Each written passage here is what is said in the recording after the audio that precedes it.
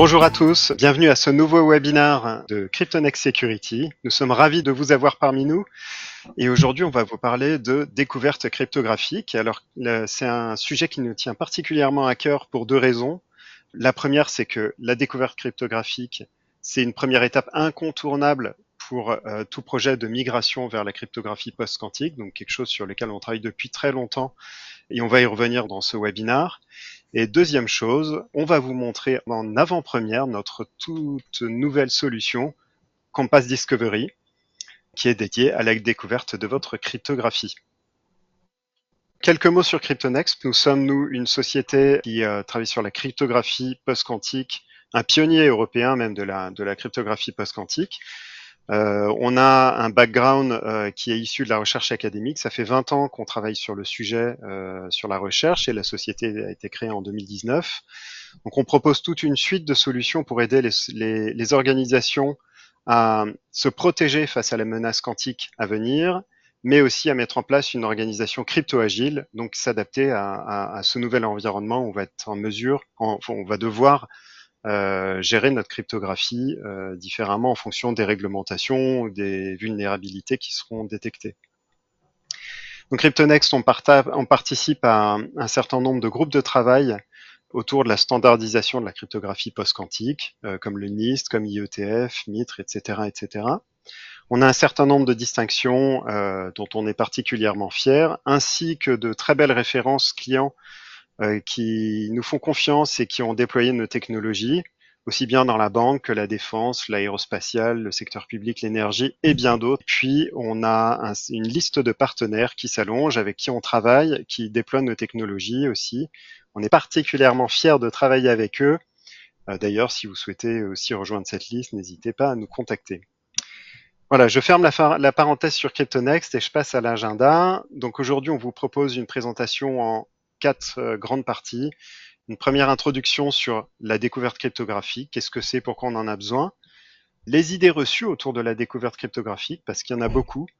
On va revenir sur 5 de ces idées reçues. Ensuite, qu'est-ce qu'il faut faire pour découvrir votre cryptographie? C'est quoi le guide des bonnes pratiques? Et enfin, on terminera par une démonstration. On va vous montrer en avant-première notre outil Compass Discovery. Et on terminera évidemment par les questions-réponses. Charles, je te laisse la parole pour cette introduction à la découverte cryptographique. Merci beaucoup, Nicolas. Donc oui, déjà pour introduire un peu le sujet, on va se demander pourquoi on parle aujourd'hui de discovery cryptographique, de découverte cryptographique, d'inventaire, tous ces noms qui reviennent et qui sont assez à la mode dans le monde de la cryptographie post-quantique et de la cryptographie en général. On peut se poser la question de pourquoi on en parle maintenant et pas il y a 20 ans, parce qu'il y avait quand même déjà de la cryptographie, que ce soit symétrique ou asymétrique, il y a 20 ans. Et donc c'est ça qu'on va essayer de comprendre dans cette première partie. Alors, bon, je ne sais pas forcément qui est en face de moi aujourd'hui, mais on rencontre des gens de backgrounds différents. Certains sont très techniques, donc sont tout à fait à l'aise sur ce qu'est la cryptographie, ce qu'elle représente, les avantages qu'elle a, ce qu'elle fait, ce qu'elle ne fait pas. Et puis parfois, on rencontre des gens qui sont, on va dire, plus haut niveau dans les strates, c'est-à-dire plus éloignés de la technique, plus proche du business. Et là, la cryptographie, ça peut sembler un petit peu obscur. C'est quelque chose de peut-être qui est un peu pensé comme étant juste une science utilisée et développée par des développeurs dans une cave. Mais en fait, il faut comprendre que la cryptographie, c'est vraiment la racine de la sécurité des organisations. Et aujourd'hui, les organisations reposent pour l'ensemble de leur processus métier, pour l'ensemble de leur sécurité sur des infrastructures IT. Eh bien, la cryptographie, c'est vraiment ce qui sous-tend en termes de sécurité l'ensemble de ces infrastructures. Et donc, en fait, dès que la cryptographie lâche, ou est cassée, ou est vulnérable, en fait, c'est là qu'on se rend compte de l'immensité des conséquences systémiques que va avoir une cryptographie qui est défectueuse. Donc là, j'ai cité quelques exemples. Hein. Vos signatures digitales n'attestent plus de rien, hein, n'authentifient plus le signataire. Donc pour des banques, par exemple, ça peut être absolument catastrophique. Tout le monde peut se faire passer pour quelqu'un de légitime dans votre réseau. La réputation va évidemment, toutes les questions d'influence va évidemment être impactée.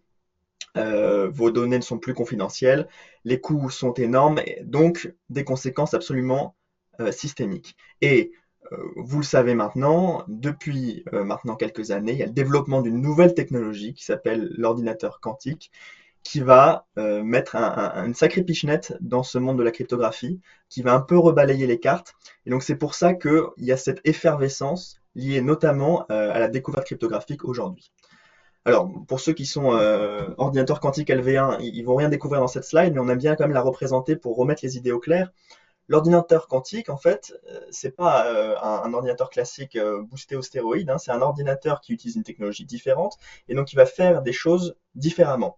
Et dans l'ensemble de ces choses qu'il fait différemment et mieux, tombent malheureusement les problèmes qui sous-tendent la cryptographie asymétrique actuelle. Donc, pour dire les choses autrement, le fondement de la sécurité des algorithmes qu'on dit asymétriques pour les communications à distance, tout ce fondement mathématique, tout ce fondement de sécurité s'écroule. Je dis bien s'écroule, hein, c'est pas qu'il diminue un petit peu, c'est que ce qui avant mettait des millénaires à être résolu avec l'ordinateur quantique, ça va être de l'ordre de quelques minutes. Et donc, il est absolument indispensable de changer cette cryptographie asymétrique, c'est-à-dire notamment, vous avez dû entendre parler de RSA ou des courbes elliptiques, toute cette cryptographie asymétrique sur laquelle repose l'ensemble des communications pour leur sécurité depuis maintenant une trentaine d'années, il va falloir la remplacer par une nouvelle cryptographie qu'on va appeler PQC. Donc juste le schéma que vous voyez ici pour remettre encore une fois les idées au clair. Pour ce qui est de la cryptographie symétrique, donc AES notamment, l'impact est pas si énorme. Les agences de sécurité européennes vont recommander de doubler la taille des clés, mais finalement, c'est pas un si gros impact. Pour ce qui est de l'asymétrique, là, il va falloir migrer vraiment vers des solutions qu'on appelle quantum safe. Donc, d'abord la PQC, parce que c'est la solution qui est industrielle aujourd'hui, qui est mature, qui est standardisée. Puis il y a un autre volet qu'on n'adresse pas du tout ici, qui est la QKD, hein, Quantum Key Distribution, avec des infrastructures quantiques, mais qui nécessite aujourd'hui encore beaucoup de recherche et développement pour devenir industriel. Et il y a encore plein de points d'ombre sur cette technologie. Donc c'est vraiment l'APQC qui aujourd'hui est, si vous voulez, la bouée de sauvetage de l'ensemble de la sécurité des infrastructures IT.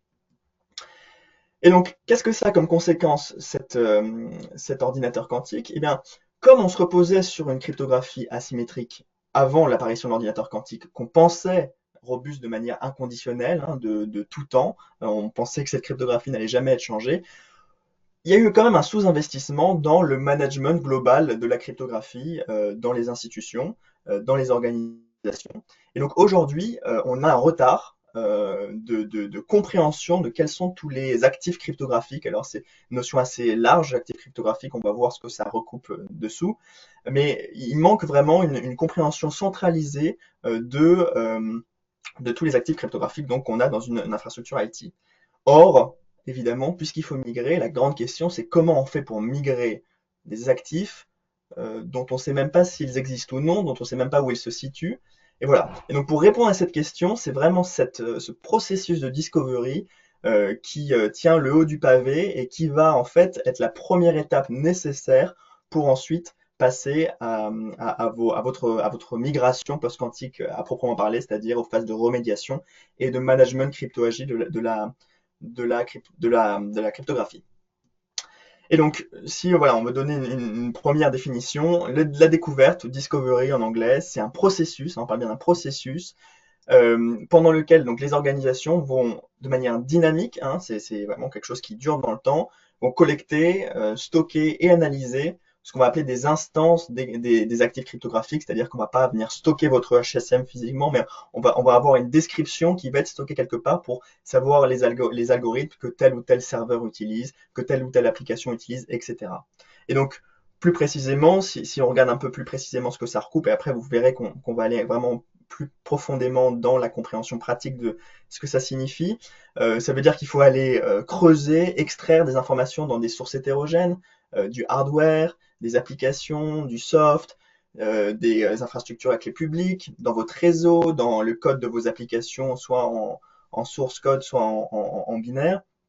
Et une fois qu'on a extrait toutes ces informations, enfin, une fois qu'on est allé chercher dans ces environnements, eh bien, on va en extraire ce que j'ai appelé des instances de vos actifs cryptographiques. Donc, savoir ce que votre hardware, votre software, vos protocoles utilisent comme cipher suite, comme certificat, comme clé, comme librairie, etc., etc.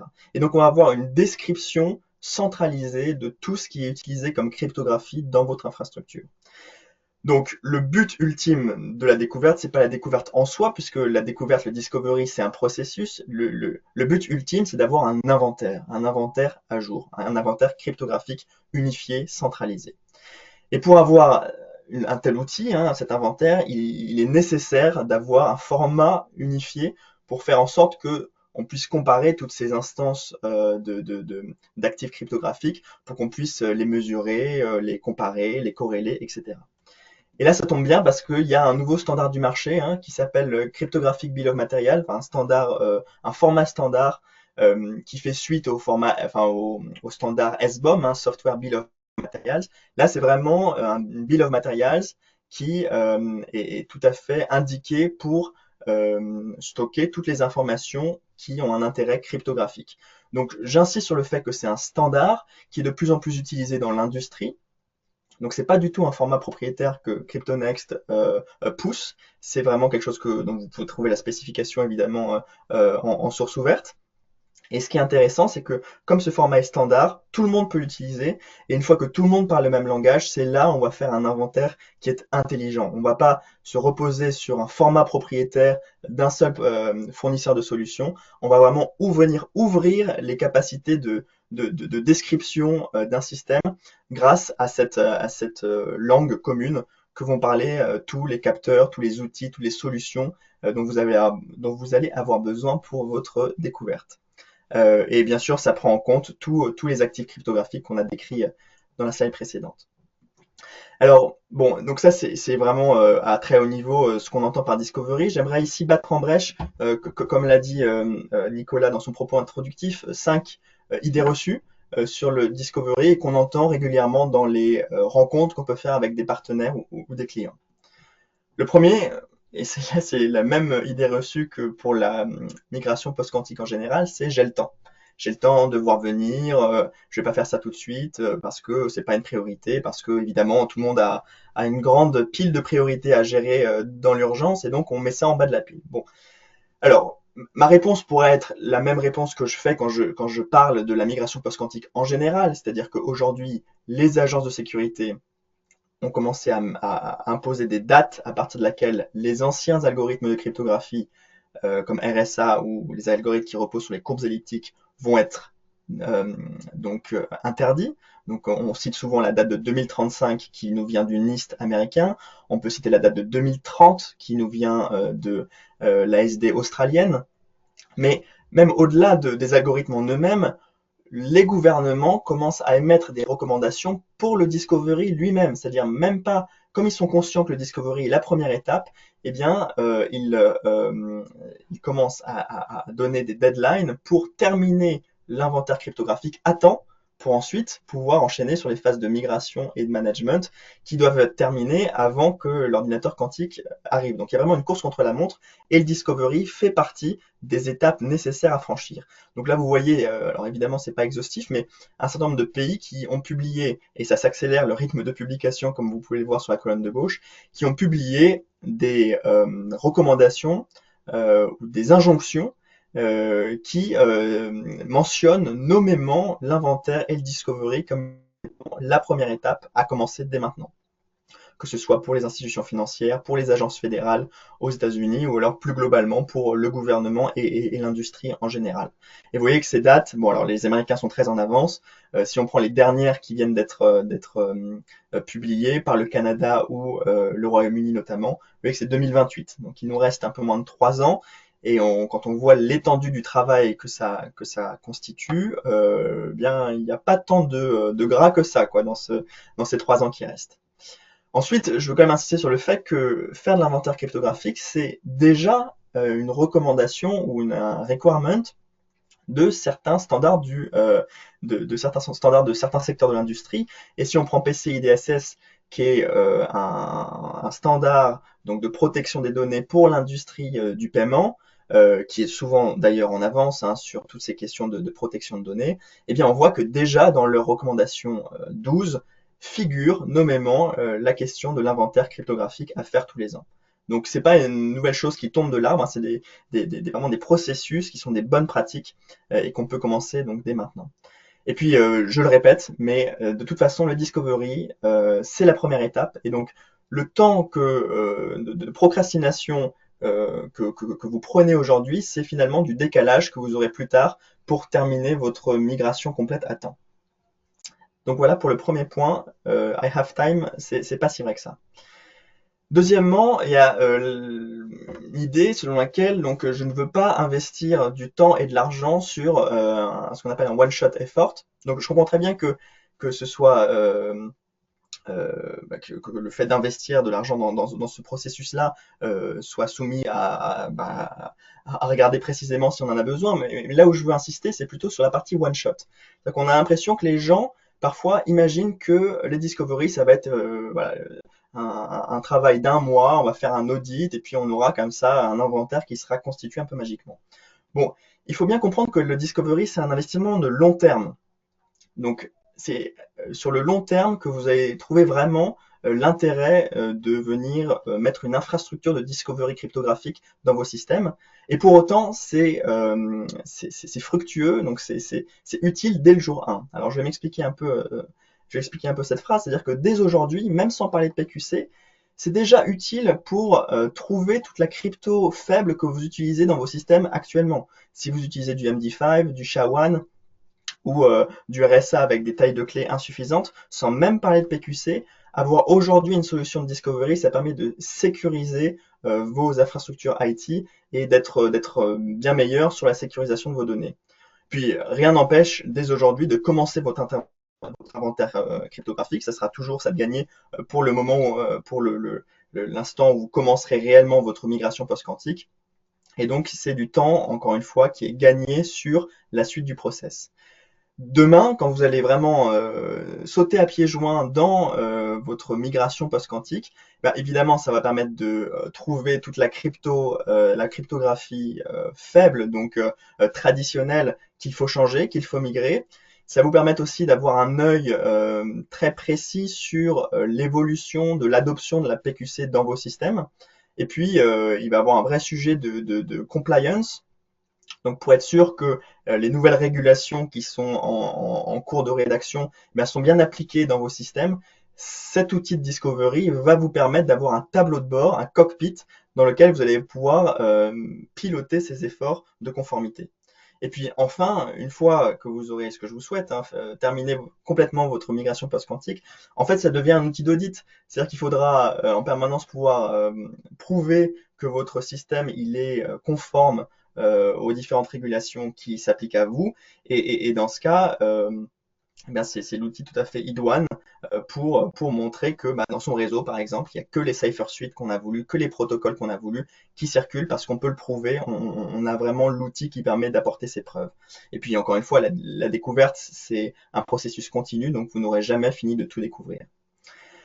Une autre idée reçue, parfois on vient lier des sortes de réticences sur la PQC au discovery, en disant je veux attendre que le marché de la PQC soit plus mature pour pouvoir me lancer dans le discovery. Bon, déjà, le marché de la PQC devient très mature, on a des standards en termes d'algorithmes, on a des solutions tout à fait industrielles qui existent, mais j'aimerais juste ici décorréler le discovery de la PQC, c'est-à-dire que par exemple, chez Cryptonex, le produit de discovery que l'on propose, c'est le seul de notre gamme qui n'inclut pas la librairie, qui n'embarque pas la librairie post-quantique que l'on développe. Pourquoi? Parce que si vous voulez, le discovery est indépendant finalement de la PQC ou de la cryptographie traditionnelle. Il est agnostique de la cryptographie qu'il voit. Donc, c'est un produit qui est intéressant dès aujourd'hui, même si l'ordinateur quantique n'existait pas, même si la PQC n'existait pas, ce serait toujours un produit qui serait une bonne pratique à utiliser pour voir l'état de la cryptographie, fût-elle traditionnelle, dans vos systèmes. Et donc, c'est souvent ce qu'on appelle un no regret move. Que le risque quantique existe ou pas, c'est aujourd'hui la best practice qui est conseillée par toutes les agences de régulation. Et encore une fois, il y a des solutions industrielles qui existent déjà. Alors, Compass, ça c'est notre solution chez CryptoNext. Et puis il y a des standards qui sont sortis, notamment le CBOM qu'on a vu. Donc, plus d'excuses. L'idée reçue 4, et j'accélère un peu parce que je vois le temps filer, mais j'ai tellement de choses à vous dire. Le fait de se dire, bon, je vais pouvoir faire mon inventaire seulement moi tout seul, moi institution, moi organisation, sans utiliser de solutions nouvelles. ou alors je peux laisser ça comme travail à mes fournisseurs sans que moi je sois trop impliqué. Alors ça c'est un problème parce que si vous voulez l'information elle se cache dans plein de coins différents et il y a des choses que vous allez savoir vous, des choses que vos collègues dans les bureaux autour de vous vont savoir sans forcément que vous le sachiez aujourd'hui. Il y a des choses que vous savez qu'il faut aller débusquer. Vous savez que vous avez des points noirs dans certains endroits, des points d'ombre, et vous savez très précisément où pointer le curseur pour aller les voir. Donc ça va demander des solutions particulières. Et enfin, il y a ce que j'appelle en bas à droite les unknown unknowns. C'est les informations dont vous n'avez même pas conscience que vous ne les connaissez pas. Et là, ça va demander un travail d'acquisition continue d'informations pour pouvoir remonter des choses que vous aviez même pas ciblées. Donc, toutes ces informations cachées dans différents tiroirs vont nécessiter un travail vraiment collectif entre vous, votre organisation, vos fournisseurs traditionnels, historiques, et puis de nouvelles solutions pour arriver à faire l'inventaire le plus complet possible. Et enfin, une dernière chose, il y a parfois une confusion entre le fait de regarder la cryptographie et de dire chouette, je vais avoir un audit pour savoir quelles sont les données que je dois protéger en priorité. C'est vraiment deux choses différentes, hein. Il y a seulement vous qui puissiez décider si une information est sensible ou pas. Parce qu'elle demande une confidentialité de long terme, parce qu'elle est exposée, parce que c'est une racine de sécurité, une root of trust, comme une ouais, root of trust. Donc ça, il n'y a que vous qui sachiez quelles sont vos informations sensibles, précieuses. Et donc, si vous voulez, dans le travail de discovery, qui est un travail de long terme et qui nécessairement doit avoir une certaine priorisation pour savoir par où commencer, eh bien, le travail de sensitivity, data sensitivity assessment doit arriver en premier avant le discovery, hein, pour savoir où est-ce qu'on va vraiment mettre des yeux, mettre des oreilles pour voir et écouter quel crypto se joue à ces endroits-là. Et donc, c'est vraiment à vous de le faire. Et donc, on a une phrase qu'on aime bien dire, c'est que nous, on se charge du coffre-fort, mais pour les bijoux, c'est vous qui savez quel bijou vous voulez protéger. Voilà. Donc, c'était 5 idées reçues qu'on entend souvent et que je voulais sur lesquelles je voulais vraiment insister. Alors voilà, sur cette dernière partie, avant la petite démo, dans le temps qui m'est imparti, qui me reste, et je vais essayer d'être à la fois clair et concis, on va essayer sur un exemple très concret de voir comment ça va se passer concrètement. Donc imaginez que vous ayez un RSSI là qui soit dans son organisation et on lui demande, donc ce RSSI a un réseau, un système d'information à gérer. Donc voilà, je vous propose un petit système d'information avec un réseau interne, une DMZ exposée plus précisément sur Internet, et puis des services auxquels on a accès depuis Internet, alors soit un cloud, soit des terminaux à distance pour le nomadisme notamment. Et le chef de ce RSSI lui demande de faire un inventaire cryptographique de ce réseau-là. Et là, on peut vite sentir un petit sentiment de solitude. Et c'est pour ça que chez CryptoNext, on a développé une approche en 6 étapes qu'on a appelée AIDISCO, hein, pour que ce soit facile à retenir avec cet acronyme. Et donc, on va aller dérouler ces 6 étapes. Le premier, c'est amass what you already know. Donc venez rassembler tout ce que vous savez déjà. Vous avez déjà plein de connaissances. Vous avez peut-être des fiches Excel, enfin des tableaux Excel dans lesquels il y a des informations qui pourront être utiles plus tard. Par exemple, un plan d'adressage, vous savez les services sensibles, comment les adresser, et ce sera utile parce qu'on pourra venir ensuite faire des requêtes sur la cryptographie qu'ils utilisent. Vous avez des gens dans les bureaux autour de vous qui ont des informations. Peut-être que vous avez déjà des CBOM que vous avez trouvé d'une façon ou d'une autre dans votre infrastructure. Vous avez aussi des équipements réseau qui peut-être génèrent des logs. Ces logs, il peut y avoir des informations d'intérêt cryptographique dedans, et donc il faut déjà y penser que tous les équipements que vous avez déjà déployés, les EDR, les firewalls, émettent des logs qui peuvent être intéressants ensuite pour la partie d'inventaire, et puis d'autres choses dont on pourra parler dans les questions si nécessaire. Ensuite, il y a la partie de discovery en tant que telle, où là, il va falloir déployer de nouveaux outils. C'est-à-dire que votre base de connaissances n'est plus suffisante. Et donc là, on va venir mettre des capteurs dans différents endroits de votre infrastructure. Donc ça peut être un HSM scanner pour venir demander au HSM quelle cryptographie il est capable de faire. Ça peut être un scanner de base de données pour comprendre les informations d'intérêt cryptographique qui s'y cachent. Dans des applications, alors soit on connaît le source code, on peut venir faire des scanners de code. des scanners de binaires dans des applications dont on ne maîtrise plus le code source sous-jacent. Et puis dans le réseau, il y a quelque chose qui est quand même assez intéressant, c'est de mettre des sondes réseau cryptographiques qui permettent d'extraire toutes les métadonnées cryptographiques qui circulent. Et ça, tous ces outils-là vont générer des CBOM. Et une fois qu'on a à la fois amassé les informations qu'on a déjà, et puis découvert avec d'autres capteurs les informations qui nous manquaient, l'intérêt là, c'est de venir toutes les stocker dans une base de données unifiée CBOM. Et en fait, c'est ça physiquement ce qui est votre inventaire. J'avance. Une fois qu'on a toutes ces informations, c'est pas fini parce qu'il y a toute une partie de ce qu'on appelle survey, c'est-à-dire qu'on va faire parler cette information. Et peut-être que en faisant parler cette information, en la corrélant, en venant l'enrichir, en venant faire du recoupement d'informations, on va découvrir des nouveaux services qui utilisent de la crypto auxquels on n'avait pas pensé. Et donc il y a des zones d'ombre comme ça qui vont venir petit à petit, mais vous voyez que c'est un processus récursif, qui vont petit à petit s'éclairer. Ensuite, il y a tout un sujet de compliance, hein, comme on en a un peu parlé auparavant, où vous allez pouvoir venir injecter une crypto-policy, c'est-à-dire un ensemble de règles cryptographiques, et de manière automatique, la plateforme d'analytics va vous remonter ce qui est conforme ou pas conforme. Et ensuite, il y a toute la partie d'audit, c'est-à-dire qu'il va falloir apporter des preuves que votre infrastructure est conforme aux régulations qui s'appliquent à vous. Et ça, c'est aussi un outil qui se trouve dans ce que j'ai appelé, et ce que j'ai pas décrit encore, l'analytics platform, c'est-à-dire que vous avez besoin de cet outil centralisé qui vient remonter toutes les informations qui, elles, sont décentralisées et vous apporter des outils pour faire parler toute cette donnée. Et la bonne nouvelle, c'est que CryptoNext développe donc des solutions sur ces deux segments, c'est-à-dire le segment d'acquisition avec des sondes réseau, qu'on va voir par la suite, et puis le segment analytics avec cette plateforme centralisée qui automatise la compréhension et le travail sur ces données cryptographiques.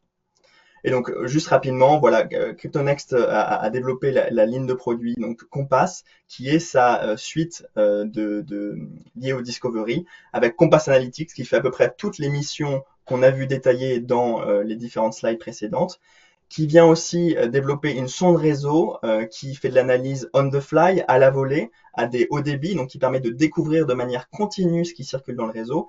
Et ce qui est génial, c'est que c'est une plateforme ouverte, et donc tous les autres capteurs, sensors de parties tierces, pas forcément les nôtres, peuvent venir se plugger à ce Compass Analytics. Et vous, tout ce que vous avez à faire, c'est regarder le résultat sur un écran d'ordinateur. Donc ça, c'est vraiment un outil qui simplifie la compréhension de sa cryptographie dans son système. Je vois le temps qui file, alors on va vite passer donc à une petite démonstration. Donc voilà, j'espère que vous voyez tous bien mon écran. Voilà un dashboard par exemple que j'ai créé pour l'occasion. Donc en fait, globalement, pour comprendre un peu l'infrastructure que je suis allé regarder, donc moi j'avais deux ordinateurs donc qui se connectaient sur Internet, et je suis venu mettre notre sonde réseau à la sortie juste avant notre gateway pour voir le trafic qui y passait et comprendre un peu quel site et avec quel protocole mon ordinateur allait se connecter à ces différents services web. Et donc, ce qui est intéressant, c'est qu'on a très rapidement une cartographie réseau de ce dispositif. Et on peut venir agréger des données pour comprendre, par exemple, quels sont les différents protocoles qui ont été utilisés dans mes communications à distance. Donc, évidemment, beaucoup de TLS, puisqu'il y a beaucoup de web. J'ai fait un peu de SSH aussi. Et bizarrement, j'ai un protocole là qui est non chiffré, qui est FTP. Et donc ça vous prouve que tout d'un coup, vous pouvez vraiment pointer du doigt que un protocole que vous vous attendiez pas apparaît dans votre inventaire. Et par exemple, si j'ajoute un petit widget ici, je vais l'appeler Key Exchange, on va pouvoir descendre beaucoup plus en profondeur dans la compréhension de la cryptographie qui est utilisée. Donc là, je viens tirer ça. Et si je filtre par exemple par non pas protocole cette fois, mais Key Exchange, eh bien voilà, j'ai l'ensemble des algorithmes cryptographiques de Key Exchange qui ont été repérés dans mon réseau, qui sont affichés. Donc des choses hybrides ici, c'est intéressant. On voit sur Internet qu'on a de plus en plus d'hybrides, des choses post-quantiques, et puis des courbes elliptiques par exemple qui sont de la cryptographie traditionnelle. Donc ça permet vraiment de voir au premier coup d'œil ce qui est bien, ce qui est moins bien, ce qui est post-quantique, ce qui ne l'est pas, etc. Et après, évidemment, tout ça est exportable sous plein de formats. Vous avez des formats tableau, par exemple, donc qui permettent de voir l'ensemble des connexions qui ont été faites. Et là, vous voyez très rapidement quels sont les deux endpoints qui ont communiqué en FTP, ce qui vous permet de continuer le survey, hein, l'investigation précise. Et en cliquant sur une ligne, eh bien, vous avez toutes les informations qui s'affichent normalement. Alors évidemment, c'est l'effet démo, voilà, qui s'affiche ici avec toutes les informations d'ordre cryptographique. Pour ce qui est de TLS 1.2, par exemple, vous pouvez exporter les certificats. De la même manière, toutes les images qui sont et tous les graphiques qui sont présentés ici, vous pouvez les exporter facilement à l'aide de ce bouton. Voilà, je vous montre vraiment rapidement, je vous ai montré rapidement quelques menus fonctionnalités de notre outil Compass, mais c'était pour vous donner vraiment un visuel sur ce qu'on fait chez CryptoNext Security. Voilà, donc ça c'était la démo. Juste les dernières secondes, juste pour que vous repartiez avec 3 idées maîtresses. Le Crypto Discovery, c'est utile dès aujourd'hui, hein. C'est une bonne pratique dès aujourd'hui parce qu'il y a de la cryptographie traditionnelle qu'il faut déjà changer en elle-même, hein, sans parler d'ordinateur quantique. Deuxièmement, bah, évidemment, la cryptographie, cryptographic discovery, c'est une étape nécessaire et première. Donc, tout le temps que vous mettez avant de vous décider, bah, c'est du temps qui sera perdu par la suite pour votre médiation. Et enfin, j'insiste sur le fait que c'est un outil de long terme qui vous aide dès les pré-audits de départ pour commencer à vraiment le suivi, le pilotage de votre migration post-quantique jusqu'à de l'audit de long terme pour vous assurer que vous êtes conforme aux régulations qui s'appliquent à vous. Et j'en ai fini, donc je m'en remets à Nicolas pour les questions. Merci. Alors, n'hésitez pas à les poser dans le module de chat ou de questions qui doit apparaître sur votre interface. On a jusqu'à 2028 dans certains pays pour faire cette découverte cryptographique. Combien de temps ça prend en moyenne? Alors c'est une bonne question. Alors évidemment, on se repose sur les gens qui sont en avance. Et ces gens qui sont en avance, c'est souvent des Américains. Et c'est souvent des banques américaines, parce que c'est à la fois le pays et le secteur qui sont les plus en amont. Et des discussions qu'on a eues, nous, avec des grandes banques américaines, ils ont dit que ça prenait entre 2 et 3 ans à compléter leur inventaire. Donc vous voyez, quand on parle de 2028, c'est vraiment une échéance qui arrive très très vite. Pensez-vous qu'il y aura bientôt une réglementation pour rendre ça obligatoire? Alors, aujourd'hui, alors à part le gouvernement américain avec les agences fédérales, mais là qu'elle chapeaute, donc en un sens elle peut leur ordonner des choses, les autres documents que je vous ai présentés, ce sont vraiment de l'ordre de la recommandation, il n'y a pas derrière de coercition pour vous obliger à le faire. Après, comme je vous ai montré, pour PCI DSS, pour l'industrie du paiement, il y a déjà des standards qui existent et qui demandent de réaliser ces inventaires de manière annuelle. Donc, si vous êtes dans le secteur de la finance ou du paiement, ces standards existent déjà et il faut s'y conformer. Pour les autres secteurs, il faudra regarder secteur par secteur. Ouais, effectivement, une question ou une remarque. Les obligations PQC pour les OIV, pardon, ne sont pas dans le cadre de NIS 2. Dans NIS 2 comme dans DORA, on parle de résilience cyber. La résilience cyber, finalement, tout ce qui concerne la PQC, quelque part, si on parle de durabilité, on va quand même être dans ce champ-là. On pourrait Oui, en fait, imaginer que, ouais. Pardon ouais, à Nicolas. terme, on pourrait imaginer à terme que ça rentrera dans le cadre de la loi. Il est vrai que pour l'instant, c'est pas le cas. De toute façon, ce qui va être sûr, c'est qu'à un moment, on va vous dire RSA, courbe elliptique, c'est plus autorisé. Et quand on va vous dire ça, eh ben, si votre inventaire, votre discovery, il n'est pas fait bien avant, parce que toute la phase de migration va prendre du temps, eh ben, de toute façon, vous n'arriverez pas à migrer toute votre infrastructure pour être conforme aux nouveaux algos, aux nouveaux standards.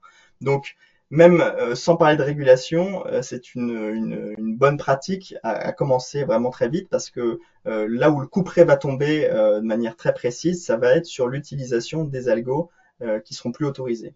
Donc voilà, c'est nécessaire de fait. Votre solution Compass est-elle open source? Comment assurez-vous la compatibilité avec les différents capteurs présents sur le marché? Alors, donc non, Compass, c'est un produit industriel CryptoNext. Donc c'est pas open source. Ce qui est open source, En revanche, enfin, en tout cas, ce qui est standardisé, ce qui n'est pas propriétaire, c'est à la fois le format de données, le CBOM dont j'ai parlé, et les API. C'est-à-dire qu'elle ouvre des API pour qu'on puisse venir requêter des informations de capteurs tierces. Donc, tant qu'une solution est capable d'émettre du CBOM, il se connecte de manière très, très facile à notre Compass Analytics sans problème grâce aux API qui sont encore une fois des API REST API complètement standards. Donc parfois le chaînon manquant, et vous avez raison de le mentionner, c'est ce convertisseur entre le format de données de l'outil tiers et le CBOM. Et ça, c'est vraiment pas du tout un verrou technologique. Ça se gère enfin, chaque cas est particulier, mais c'est vraiment une question de conversion de format de données. Donc c'est vraiment pas du tout complexe à réaliser. Mais c'est vraiment cette notion d'ouverture qui est très importante dans notre solution Compass, à la fois dans le format de données et dans les API qui sont, elles, totalement ouvertes. Est-ce qu'il est possible de faire un POC? Évidemment, oui, oui. Nous, ce qu'on recommande dans notre cycle de migration, enfin en tout cas dans le voyage de votre migration journey, c'est évidemment de commencer par des phases, ce qu'on appelle d'évaluation. Donc, et dans ce cadre, évidemment que on peut tester notre outil Compass dans le cadre d'un POC, c'est-à-dire dans une fenêtre de temps plus réduite avec évidemment un outil qui a des capacités moindres, mais qui vous permet déjà de faire un pré-audit et de vous sensibiliser à ce que vous allez voir dans votre réseau, par exemple. Et ça, c'est très important pour visualiser précisément ce que ça veut dire que faire de la découverte continue dans un réseau, de pouvoir aussi prouver à sa hiérarchie l'utilité de ces outils de discovery. On a une précision d'ailleurs sur ce qu'on venait d'évoquer tout à l'heure sur la commission a imposé le 11 avril 2024 aux agences cyber la constitution d'un PQC subgroup au sein du NIST Cooperation Group. La publication conjointe signée par 18 États membres en est un avant-goût avec plusieurs recommandations entre guillemets. Le PQC subgroup a jusqu'au 10 avril 2026 pour publier une recommandation de roadmap PQC pour la transition vers la PQC. Ça restera des recommandations, Voilà. à mon avis. Mais oui, oui, merci beaucoup pour cette précision. La différence entre CLM et votre produit? Ah, bah ça c'est une excellente question et qui est vraiment au cœur de notre actualité parce que nous on discute évidemment avec des fournisseurs de CLM pour savoir où est-ce qu'on est complémentaire et en fait on l'est parce que un CLM ne va pas pouvoir dans l'état actuel des produits qu'on connaît avoir cette capacité à inspecter la gamme de protocoles que nous on propose. Donc il y a tout un ensemble de sujets d'exhaustivité et comme il y a des certificats qui voyagent, qui transitent lors de négociations de protocoles différents, pas que TLS, et en fait notre sonde apporte une solution qui est beaucoup plus exhaustive dans la découverte qu'elle fait par rapport à un CLM. Et les CLM, encore une fois, ne parlent que de certificats. Nous, on a une extraction de métadonnées cryptographiques qui va au-delà de la question seule des certificats. Merci beaucoup à tous, très bonne journée et à très bientôt. Merci, au revoir.